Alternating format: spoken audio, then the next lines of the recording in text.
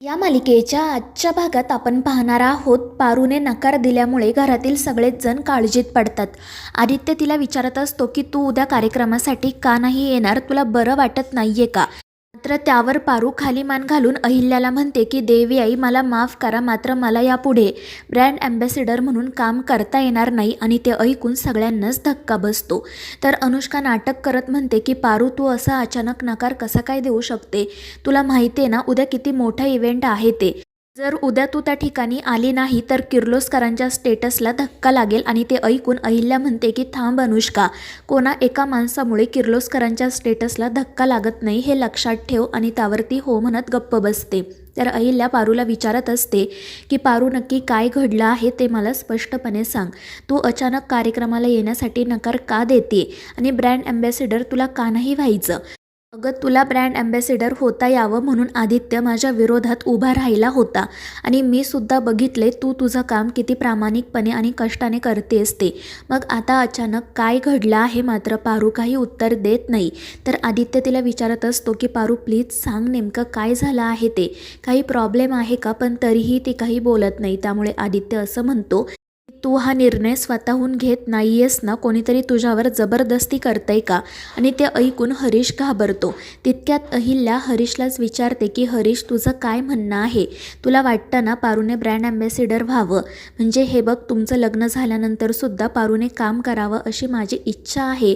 आणि त्यावर हरीशही आनंदाने म्हणतो की हो अहिल्या मॅडम, पारूने तिच्या करिअरकडे लक्ष द्यावं असं मलाही वाटतं, मला काहीच प्रॉब्लेम नाही आहे. आणि ते ऐकून मग पारू लगेच म्हणते की ठीक आहे देवी आई, मग मी उद्या त्या इव्हेंटसाठी येईल.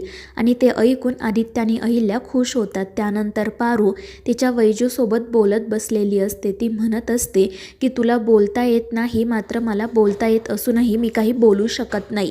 मला तर असं वाटते की कोणीतरी मला खेळवत आहे आणि मी खेळते. माझ्या आयुष्याचा एकही निर्णय मला स्वतःहून घेता येत नाही. असं वाटलं ना की कुठेतरी थांबावं, मन शांत करावं, तर ते सुद्धा होत नाही. सतत मी पळतच आहे, एकामागोमाग एक संकट येतच आहेत. काय करायचं मला सुचत नाही. आणि तिचं ते बोलणं सुरू असतानाच अनुष्का त्या ठिकाणी येते आणि पारूला म्हणते की पारू तुझं हे दुःख मला बघवत नाहीये गं, खरंच मला खूप वाईट वाटतंय. आणि ते ऐकून पारू रागातच तिच्याकडे बघते. अनुष्का मात्र हसतच म्हणते की पारू आत्तापर्यंत तुझी गाठ माझ्यासोबत पडली नव्हती ना, म्हणून तुला माहिती नाहीये दुःख म्हणजे काय आहे ते. पण आता तुला कळेल खरं दुःख कशाला म्हणतात ते. कारण आता मी लवकरच हे किर्लोस्करांचं साम्राज्य उद्ध्वस्त करणार आहे. तू माझ्या मार्गातील एक काटा होतीस, मात्र तो हरीश आता तुझ्याशी लग्न करेल आणि तुला इथून घेऊन जाईल.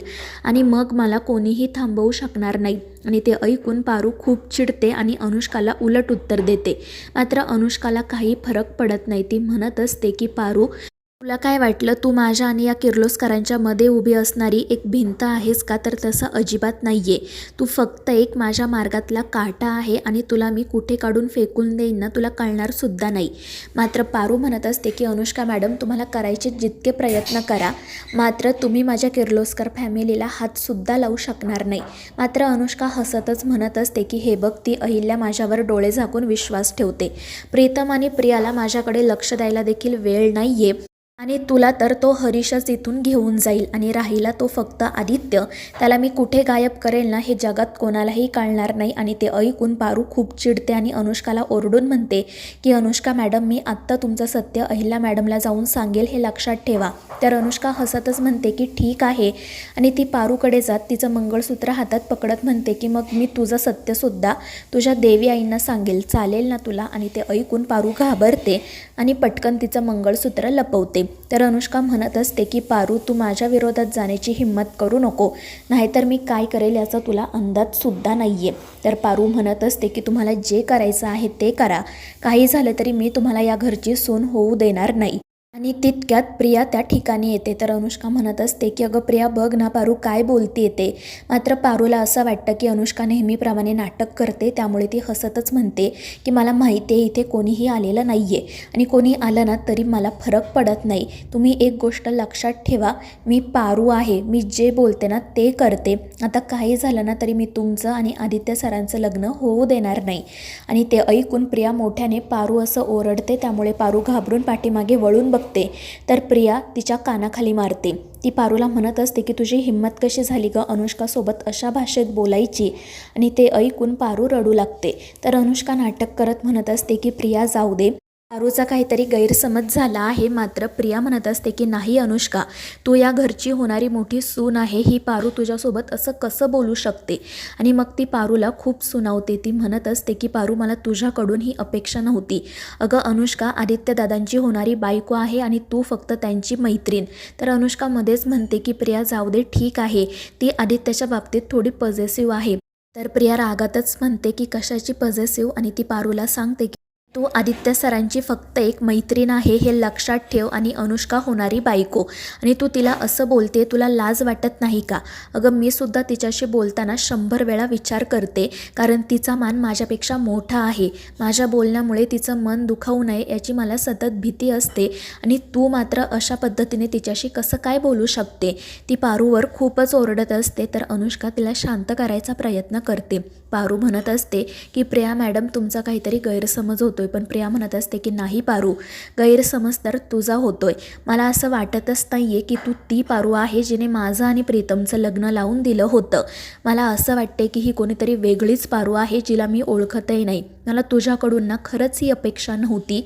आम्ही दोघे या घरच्या सुना आहोत आणि तू फक्त. मात्र ती पुढे काही बोलत नाही. ती म्हणत असते की पारू, खरंच आज तू खूप मोठी चूक केली आहे आणि हे मी अहिल्या मॅडमला सांगणारच. आणि तितक्यात अहिल्या त्या ठिकाणी येताना काय झालं आहे ते विचारते. तर अनुष्का पटकन म्हणते की काही नाही मॅम, काही घडलेलं नाही आहे, आम्ही उद्याच्या कार्यक्रमाबद्दल बोलत होतो. पण प्रिया म्हणते की नाही अनुष्का, जरी तू सांगितलं नाही ना तरी मी आईंना सगळं सांगणारच. आणि मग त्यानंतर ती अहिल्याला असं सांगते की मी जेव्हा या ठिकाणी आले तेव्हा पारू अनुष्काला धमकी देत म्हणत होती की काही झालं तरी मी तुझं आणि आदित्य सरांचं लग्न होऊ देणार नाही. आणि ते ऐकून अहिल्यासुद्धा चिडते. तर प्रिया तिला सांगू लागते की पारूची भाषा खूप वेगळी होती. ती अनुष्कासोबत अजिबात व्यवस्थितपणे बोलत नव्हती आणि मला तिचं हे वागणं आवडलेलं नाही आहे. पारू या घरची कोण आहे जी इतके मोठे निर्णय घेते आहे.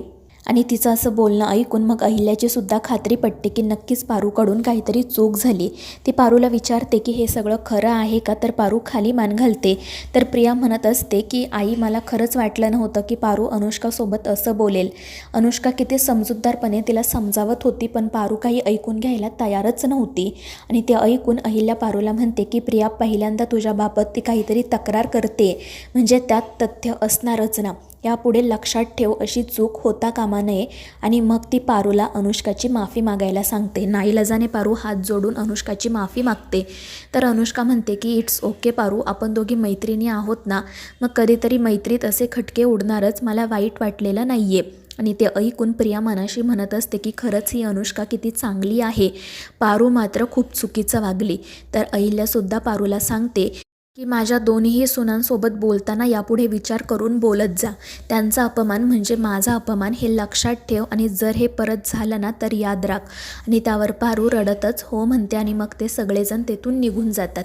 त्यानंतर जेव्हा पारू घरी जाते तेव्हा मारुती तिला सांगतो की गनीची एका परीक्षेसाठी निवड झाली आहे आणि त्यासाठी त्याला 15 दिवस बाहेर जावं लागणार आहे. ते ऐकून पारू घाबरते. ती म्हणत असते की बा, आपण गनीला बाहेर पाठवायला नको, तो कधी आपल्यापासून दूर राहिलेला नाहीये. मात्र मारुतीला हे अजिबात आवडत नाही. तो म्हणत असतो की ठीक आहे, मग तुम्हाला हवं ते करा, मी काही बोलणार नाही. त्यामुळे मग पारू म्हणते की नाही बा, तू जे सांगशील तेच आम्ही करू. आणि मग गणीसुद्धा आनंदाने 15 दिवस बाहेरगावी जायला तयार होतो. तर मित्रांनो, या मालिकेच्या पुढील भागांच्या अपडेट्ससाठी आपल्या चॅनेलला सबस्क्राईब करा.